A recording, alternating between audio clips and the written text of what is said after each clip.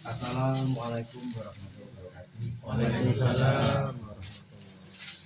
Salam sejahtera, namo buddhaya, om swastiastu, rahayu, rahayu, rahayu.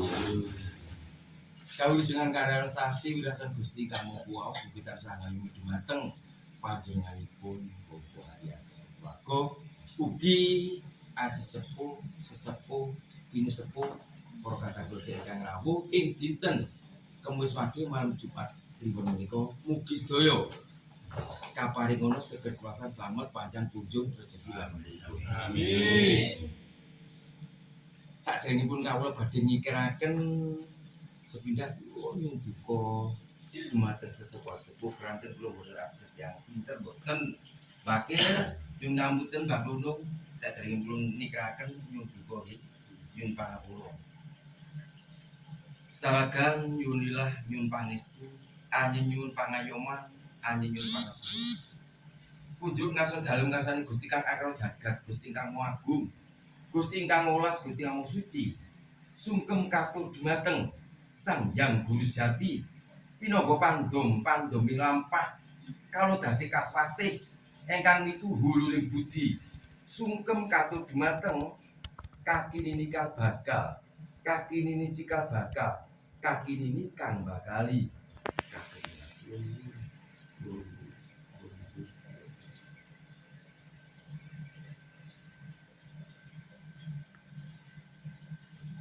ing ngendi penggonipun kaki mung moyo niki mung moyo kaki nani among-among boten kekilapan para luhuripun Bapak Ariyanto Seswago para abdi luhur para aji luhur ingkang sampun jumpana ing angin ing mriki kula namung sadherma badhe nyikiraken napa ingkang dados sejo lan kanyatanipun Bapak Ariyanto Seswago mulai dinten Kemis Wage malam Jumat kliwon sageta kinabulan menapa kang dipun gayuh menapa kang disuwun sageta kasebatan kinabulan.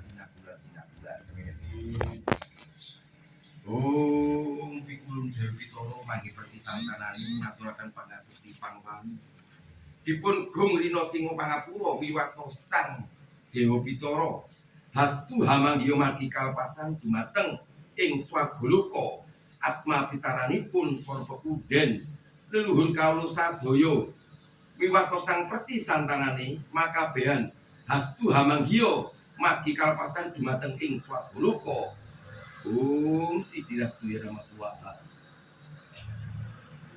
Om pikulun kaki Projopati nini Projopati kaki Citra Gotra nini Citra Gotra kaki Samantara nini Samantara ulun hanedha hangluwarana dosa malapetaka atma pitaranipun para pepunden leluhur kawula sadaya miwah Sang Perti santanane hastu hamanggiya margi kalpasan dumateng ing Swagaloka.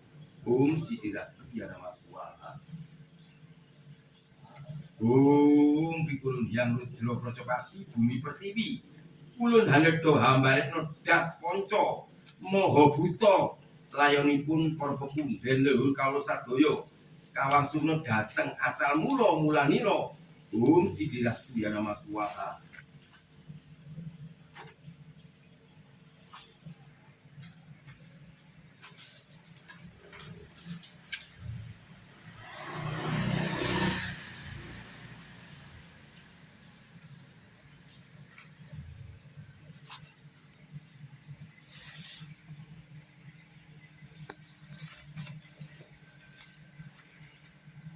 Om ilahi gema mas dulu kota sari kawan sandi kota dari talang tuang jagat atau yang jagat pramudita kota langgeng suci yang mau suci sabdane yang jagat pramudita teguh ing paningal dening yang jagat pramudita dening mulan yang sukma ewawasan jagat pramudita.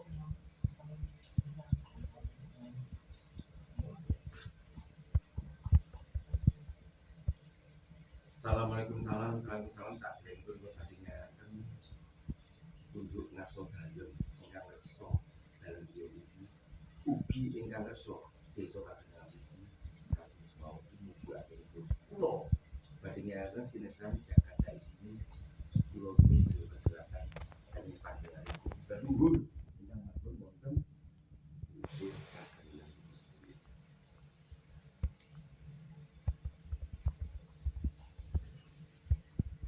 Saderengipun kawula ngikiraken napa ingkang kados kaniatanipun Bapak Haryanto sekeluarga ing dinten Jumat Kliwon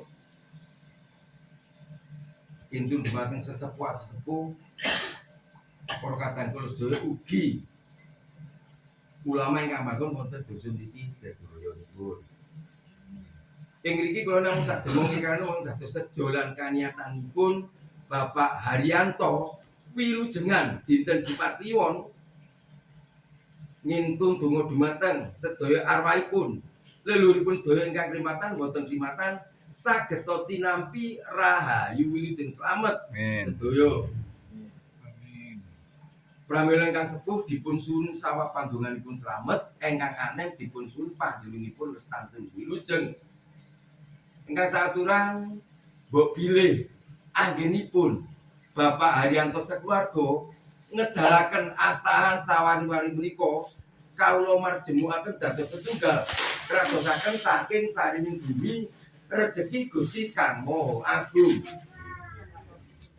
Ingkang saturang malih wonten jenang sekawan petak lan abrit ngawuri deripun ingkang klimatan boten klimatan keblak sekawan ingkang wetan kidul ler saged tinampi anggenipun paring caos dumateng Kakiyamo Niniyamo kang mung jeneng Bapak Haryanto sekeluarga.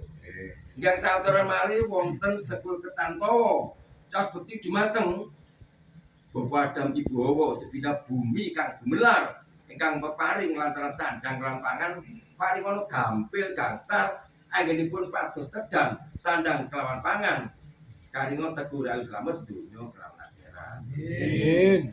Ingkang saturang malih wonten pisang ayu jambe suruh ayu kinangan ngawruhi Mbok Dewi Siti Fatimah ingkang garwa Bagindo Sayyidina Ali pramila dipun wujengi saking jangkung kawijenganipun Bapak Haryanto sekeluarga kaparingono teguh tegeng adem ayem asep sampun ngantos pinanggih alangan rubeta punapa-napa. Amin. Ingkang saturang malih wonten apem suci kintun donga dumateng sukma suci sukma jati sukmanipun leluhuripun Bapak Haryanto sekeluarga saged tinampi rahayu wilujeng slamet ampun ngantos pinanggih alangan rubeta punapa-napa. Amin. Cas bekti kaki bumi ini bumi suci pepet suci kang salapan rogo jati rasa jati nyawa jati sukmanipun leluhuripun Bapak Haryanto sekeluarga saged manjing kaparingono jembaro kubure padang dalane lepas parane kuwoning dalem ganjarane dipun kisap dosanipun arwahipun dipun trami Gusti Allah dipun papakaken wonten swargane Allah Subhanahu taala. Yang saturang malih wonten sekul suci ulam sari cas bekti dumateng Kanjeng Nabi Muhammad segara seputra sahabatipun sekawan Umar Abu Bakar Utsman Ali. Pramila dipun sing saged cangkung kawijenganipun adicara pepetri metri Niniyamo Kakiyamo ngamongipun Bapak Haryanto sekeluarga. Amin. Ingkang saturang malih memetri dinten 7 Peganan gangsal lenggahipun ing dinten Jumat Kliwon siang kelawan dalu kang kangge lantaran itu donga dumateng sedaya leluhuripun klimatan boten saged tinampi rahayu sampurna buku 3 dosa sasi kali 12 taun 8 windu delasan sak naga sangaranipun pramila sedaya dinten dipun wijeng kalih Bapak Haryanto mugi-mugi lopeng kang digayul sur Bapak Haryanto mulai dinten Jumat Kliwon menika saged kasebatan inabulan sinesane isine bumi jagat alam iki tinampi sampurna. Kawontenan malih wonten jenang abrit lan petak. Ingkang abrit dumadi saking biyung ingkang petak dumadi saking bapa. Wilanipun bapa biyung dipun jamak saged jangkung kawilujenganipun Bapak Haryanto anggen memetri dinten Jumat Kliwon menika. Amin. Ingkang kawontenanipun jenang petak leres ngawuri sederekipun Bapak Haryanto ingkang piar bareng sapat ingkang medal mergi marga hina ingkang campur siti miwa campur toya pramila dipun uling saking jangkung kawijenganipun Bapak Haryanto anggen memetri among nani iki among saged kasebatan kinambulan. Kawontenanipun jeneng Abdik leres ngawruhi sederekipun Bapak Ariyanto ingkang adoh tanpa wong cekak tanpa senggolan. Pramila dul saged gabung kawujenganipun Bapak Ariyanto anggenipun memetri dinten Jumat Kliwon menika. Kawontenanipun jeneng sepuh ngawruhi sederek Bapak Ariyanto ingkang sepuh piyambak ingkang disebut Kakang Kawah miwah Adi Hari-hari ingkang manggon wonten Karangtritis. Pamila dipun wejengi dinten Jumat kliwon saged njangkung kalujenganipun Bapak Ariyanto sakeluarga ampun ngantos wonten alangan tunggal puluh rubeda kula. Ingkang saturan malih wonten jenang Sengkala. Sengkala sampun dumawa lan Sengkala ingkang dereng dumawa. Sengkala ingkang dumawa dumateng Bapak Ariyanto sakeluarga dados kegiatan ingkang dereng dumawa tinula sepindah alo kapindho Rasulullah. Sekapan para balak kita barlan toya kantuna seger wasan panjang kunjung rezeki lan umuripun. Sanes sampun cepat anggene kula nginteraken bilih wonten kilangan mugi Gusti Allah ingkang jangkepi. Bismillahirrahmanirrahim. Bismillah kedonge rasa, Rahman turuning rasa, Rahim rasa jati. Bismillah sirah, Rahman uruping ati, Rahim pajaring ati. Alhamdulillah ilahi cahyo robil nyawa alami nafas Rahman kepusu Rahim limpo maliki jodo yang miting jantung iya kak geger nak butuh weteng wa iya kak bau tengen nastain bau kiwo idina pangucap sirotol kilat mustaqim bule-bule sirotol kilat ladina keketek am tak budi alaihim ati khairil daging makdubir pelu alaihim sumsum walapto kurus lin wiji saka kari amin amin kulit. Assalamualaikum salam anyalami kakang bulu, kakang bulu, kakang daging, kakang kulit, kakang otot, kakang bayu, kakang balu, kakang sumsum, kakang getih. Assalamualaikum salam ya pensun. Ngawuri kakang juga di malan mati, kakang kawah Adi Hari, getih kusasa panggalane. Bapak yang kiri, terus di malah kakang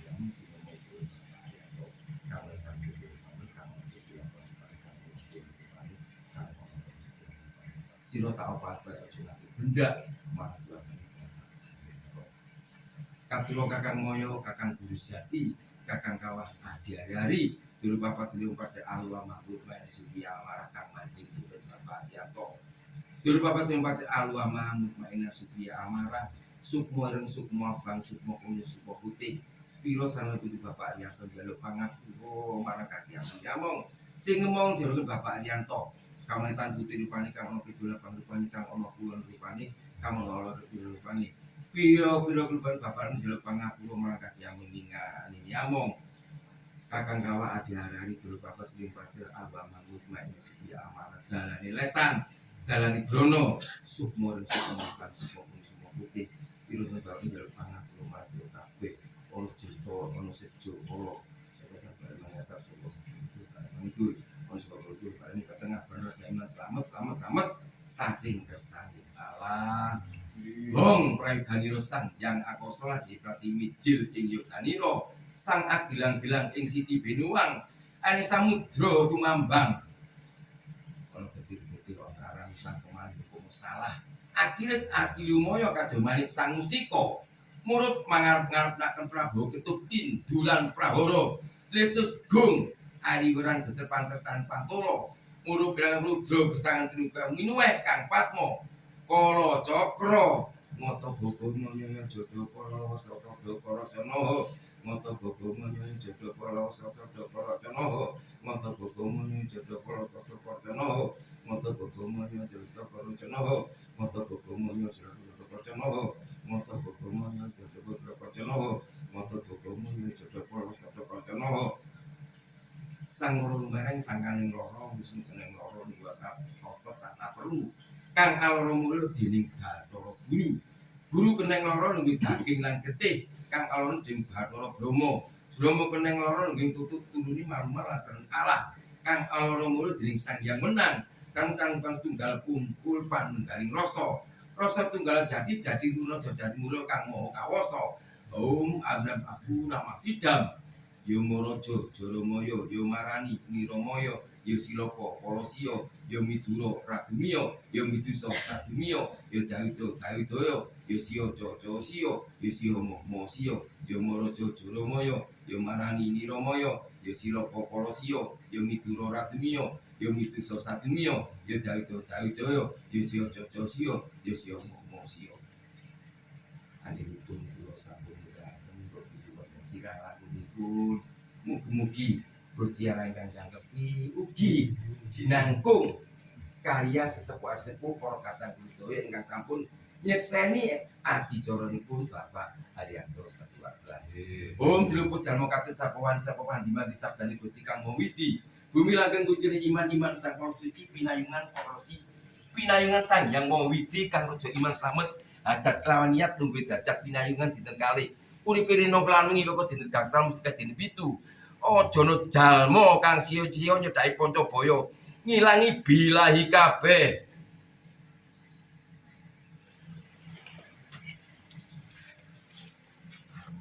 Kang rumiyin ing bangetan Purbanara Maspati Lamar Semarang dembit lambangan kang wirani awas to sang bolo batu aduh loca kang mesti Kediri Prabu Sang Giripura Sidaca Citar kudu mandir mrene Magetan Joko Suluti Prang muka sureng panabur-abur sapu jaket ing Jipang Madin Kositipan sekolah ing Ponorogo Singo bareng Jogorojo majenang pancen ki grabokan Singo bareng Jogorojo majenang ing grabokan Poljongan Singo sani sengat baru kuping balita sekolah katung buta kuda ing robot guripan silumpun mati silanjutne gambiran kolong si korek lembut ing Ponorogo Singo bareng Jogorogo ini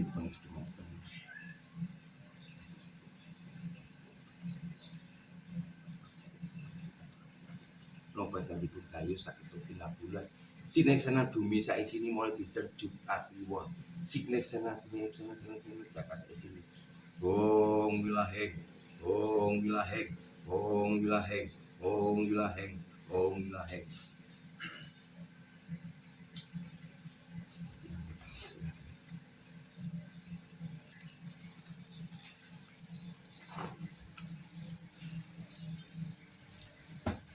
Sebina malih kula nyuwun titipan sepase kata terus dulu Mbak Klundo ingkang pamungkasan pandonganipun kersane karanten wonten dawuh saking sesepuh iki monggo Mbak Klundo ayo monggo ayo coba kersane jangkep datong eyang Sumbru Kambuti keranten rawuh monggo Mbak Klundo donga pamungkas sampun lepet dan mungkin nggih mangke dilaki-laki malih